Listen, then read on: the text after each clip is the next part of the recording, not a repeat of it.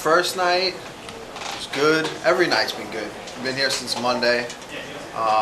Checked out the National Art Museum. I want to get to that War Museum. And then Parliament. Parliament's right down the block, so I feel like we gotta get there. I don't know, can you go inside? Can you like check it? Can you know? Yeah, you can? Yeah, you can. Yeah, I'll probably do that today. We don't have much to do today but cut weight. So I'll do some exploring, get my mind in a different place. See the city. You brought up last night that you think the Islanders can kill them. I was working out during the third period and was tired of. We went to get a workout in and I came back and I was like, forget that. It seems like it's a done deal at this point. But you never say never. Who knows? So how does your routine and your mindset change as you get closer to the fight? I pretty much have a good routine down that just leads me right into the fight. I got my whole crew with me. Marab is fighting on this card as well. Ray Longo got here last night. Matt Serra's coming this morning. Aljamain Sterling's with us. Dennis Bazooka's a training partner of mine. Zuka is another training partner. We have just such a tight-knit crew. It's like we're really just on vacation right now. Right? Like a training vacation, and then at the end we get into a fist fight. It's fun game. We play bullshit, bust balls, but when it's time to work, we work, and then we get in there, we fight. It's just I look forward to fight week just as much as anything else. Whether I was going on a vacation somewhere, it's like just being around positive, like-minded people that I have around me is awesome. Is keeping it loose an important part of it for you? Exploring the city, taking your mind off of things? Yeah, absolutely. I like going to new places that I probably would have never came to if it wasn't for fighting. You know, I've been afforded that to kind of, they send me, do you want to fight here? I'm sure. And then Ottawa's the capital of Canada, and there's so many cool things to check out. It's I love it. I love the whole process. I saw that on Twitter. You're trying to meet the Prime Minister while you're here. That would be awesome, right? That'd be really cool. I don't know much about politics. I don't know too much about Canadian politics, but I'm always open to learn and educate myself and kind of check it out. Sure. Al, you've had a bit of a contentious history of the UFC. Is that all in the past now? I think we have a good working relationship. I have a good rapport with Hunter Campbell, Sean Shelby. I've met with them a couple of times, and really, they understand me a lot better. I understand what they're looking for a lot more. So I think there's still stuff that we hash out when we need to, but it's a good working relationship, and I'm in a way better place. And I think we both are. Do you think that's just something that, because of your work outside the UFC with the realty stuff, you just are aware how business works and you know what you're worth, and perhaps that's something they're not used to dealing with other fighters, right? Yeah, it's definitely, I've learned a lot over the last couple of years through the fight game and through just in life in general. I think that it's unfortunate, a lot of the things that have happened, but I think it made me a lot better person, just well-rounded. I'm so much more well-rounded. I was just like a fighter lost. If I was later in my life and I kept on that path and then fighting kind of didn't work out, I probably would have been real lost. To have it at that point, it was kind of convenient for me to take a step back, figure out some other opportunities to make money, and then come back to fighting when the time was right. With Cerrone, he might not be like the highest ranked lightweight out there at the moment, but you know how the sport works. He's got one of the bigger names in the division. Do you see this as the one that if I win this, then it's just one fight away from a title shot at this point? Yeah, I don't know. I'm not really thinking that far ahead of it. I'm thinking about Saturday night. He's like you said, the number might not be too high next to his name, but everyone knows who the heck he is. Everyone, the fans cheer for that guy louder than anybody. So he's been in there with the best of the best for a very long time. I was watching him since I got into the sport. WEC, came over to the UFC, and I've seen his whole progression. I've been watching him way longer than he's been watching me, and I've been, I've been stacking myself up against the top 10 guys for a very, very long time. So I know that, he's been on my radar for a long time. Are you a fan of his? I'm a fan of, yeah, I don't know. Sure. It's kind of like weird for me. I'm fighting I don't know if I'm a fan of his. Like, I respect his technique. Definitely have watched him and yeah, I don't know. Fan is a weird word, but I definitely hold him in high regards as opposed to a lot of other fighters. I think, yeah. Have you seen him around this hotel lately? No, I haven't seen him lately. What is he staying in his RV somewhere or I don't something? know. I don't No, know. he looks like the weight cuts, like usual, is having a bit of an impact on him. So I wasn't sure if you. Yeah, I'm not too worried about it. Whatever. I'm having a great weight cut. I have it down to really just a science to where I feel good the whole week. You saw me at the open workouts yesterday. I had energy.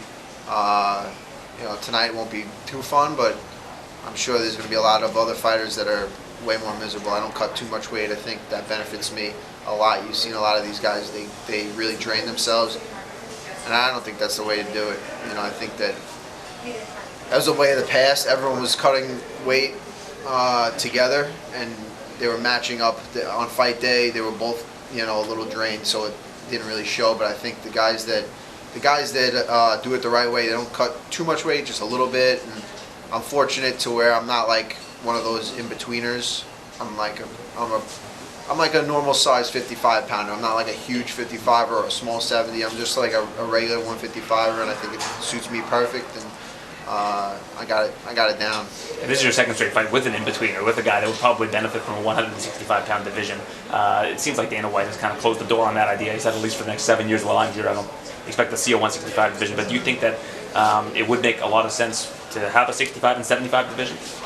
I don't think so. I think it would be kind of the same problem. Guys would come down from heavier weight classes. People that, if it was 165, it'd be like big 170 pounders coming down an extra 5 pounds. And it's no matter what the weight class is, I think it'd be a pretty similar problem. It's just there's guys that'll cut too much weight, and there's guys that feel comfortable fighting a bigger guy and feeling better doing it. Even wrestling, I always wrestled better against guys that were bigger than me. It's just kind of like maybe my style, whatever it is. I'm more of like a speed and technique person, not really like a strong, straightforward kind of person. You said you're a fan of his style. What do you say about Cowboy that you might be concerned about, or do you feel you could do to win in this fight? He can finish from anywhere. He's won decisions. He's gone 5 rounds. He's fought at 170 against tough guys. He's fought at 150. He's just all around. He's got so much experience. That last fight, that Alexander Hernandez came after him and looked in the beginning like, this guy young, hungry. He's going for it. But that experience really pulled through, and he kind of just stayed level that whole fight. And when he saw his opportunity, he took it. And I think that's his biggest strength is like he knows when to use his energy. He felt out Hernandez the first round. Towards the end of that first round, he started picking it up. So he figured it out. He figured it out quick. He's been in there with so many people that he can kind of call audibles on the fly and get the job done. Do you feel you have an edge in terms of mileage? I mean, like you said, you've been watching him a lot longer than he's been watching you. He's got the record for most fights in the Zuffa era. It's kind of like it could be either way. I mean, the experience. I think my youthfulness is at an all-time high, and my experience is at an all-time high. I've been in there with the best guys, but I'm also young. I'm hungry. I'm watering at the mouth to get up those top guys again. That title shot. I'm just motivated. Motivation. Al, I know you mentioned you wanted to fight Khabib again. Would you be interested in doing that short notice again because you already did it, or is it smarter to wait for? I'll fight. At this point, I've been through it all, so it wouldn't be short notice, even if it was on a day's notice. Now I got my. I'm prepared. Now I'm training for the title all the time. Al, clearly you don't get paid by the hour. 5 first-round finishes. Give the fans of Ottawa a preview. What can they expect this Saturday in the fight? I don't even know what to expect. I'm gonna just kind of go in there. It's like I've sparred with the best. I've sparred with the best kickboxers, wrestlers, jiu-jitsu guys that are at the top of the forefront of technique. You know, I don't know if there's anyone doing it like I'm doing it. The Sports Science Lab of Staten Island is a place that I'm spending. It takes me an hour and a half to drive there from Long Island to Staten Island, and I'm training my brain. I'm training physically, mentally, just things that I think I'm on the forefront of training, and I think it's going to show in there. When guys get in there, they don't. It might not look like it from the outside, but they feel something in there that's different. I see the. Even if I get hit, I'm seeing it, and I'm coming back with something right away. I'm not getting hit, and I get hit, and it's not like there's nothing surprising me. I've seen it all, and nothing's going to surprise me on Saturday night. Do you think we're finally getting some clarity in the lightweight division?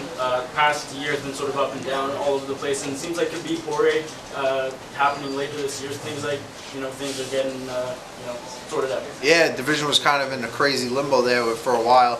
I think it's still a little. It's up in the air, but a good performance against a guy like the Cowboy is what I need right now, and what will put me right up there with everybody. Do you think a win over Cowboy puts you ahead of Gaethje, who just had that impressive win over Barbosa? And obviously Gaethje's not had very nice things to say about you as well. Do you think you guys need to sort it out first, or do you think this will put you ahead of him? Yeah, we'll see what happens. We'll see how the fight goes. It's like you said, the division's crazy. Anything could happen. So I'm just worried about Saturday night. After Saturday night, if it goes the way, if it goes as it should, if it goes the way, if I do what I'm capable of, what I know I can do, it'll all work itself out. Just to clarify, you're not scared of Justin Gaethje, right? Yeah, definitely. I'm definitely not scared of anybody. I think that I'm more scared of not fighting for my worth, like some of these guys are doing. I think that I'm scared of not managing myself the right way, but definitely not scared of fighting anybody. Yeah, just two questions for you. First, going back on your relationship with the UFC, when did he poked Barbosa in the eye. No one ever said anything about that. He poked him right in the eye. He thinks put a technical bat. He thinks he better come like crazy. Now, this technical stuff, he'll be just technical to get his ass kicked for sure. Sorry. No, that's awesome. When did you notice a tipping point in your relationship with the UFC? When did things look like they were on the up? It was I think it was like the Khabib fight. I think I kind of showed them really what I was about. You know what I mean? I think it's just me just constantly putting in a strong body of work. I come to fight. The fans appreciate that I'm not like, I don't know, putting on a facade. I'm not like whatever. But yeah, I think that was like the start of it. And last one, both Leslie Smith and Kajan Johnson have been back in the news recently, and it had me wondering, for your involvement, what went wrong with Project Spearhead? Why did it not take off the way that perhaps the three of you were hoping it would? It's tough, man. It's a tough thing. It's I don't know. I don't know what it's gonna take. It's they had everyone had their heart in the right place. It was just getting everyone together is kind of tough. There's a way to get it done. We just got to figure it out. Do you think it'll happen eventually? Yeah, I think so. I think that it will benefit everybody. I think both sides will benefit from it eventually. Now there's other organizations that are, they're starting to put up some good money. You know what I mean? So guys are fighting out the contract and they're leaving. I think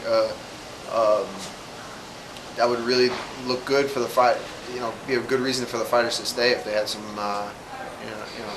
some bargaining power and someone like kind of representing them in a general way. So I don't know. I hope we'll keep working towards it and we'll see what happens. Thank you.